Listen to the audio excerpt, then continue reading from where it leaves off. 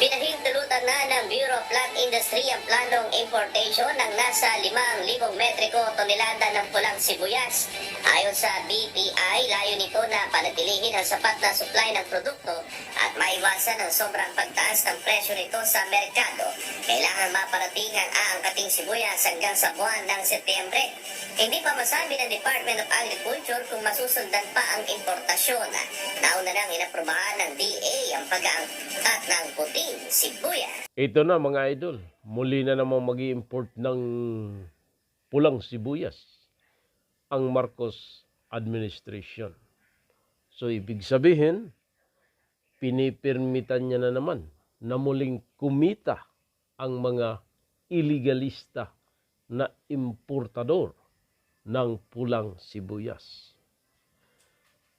Tuwing nag-i-import ang bansang Pilipinas ng pulang sibuyas, ibig sabihin, unti-unting pinapatay ng Marcos administration ang mga magsasaka na nagtatanim ng pulang sibuyas.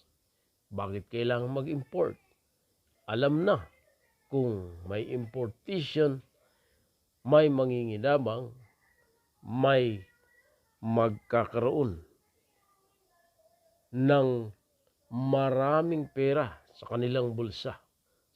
Samantalang si Juan de la Cruz ay subsub at dapa sapagkat luging-lugi sa kanilang pagtatanim ng pulang sibuyas. Bagamat nakaka-harvest din sila, subalit andyan mga kaibigan yung mga balasubas at abusado na namimili ng kanilang Naniniwala pa rin ang National Economic and Development Authority o NEDA na matutupad ang pangako ni Pangulong Ferdinand Marcos Jr. na magkaroon ng 20 pesos na kada kilo ng bigas.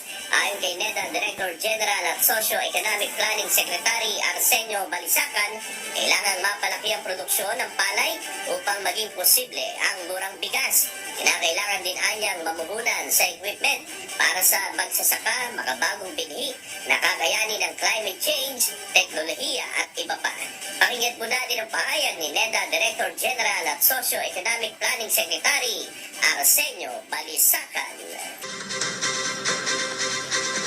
It may still be possible.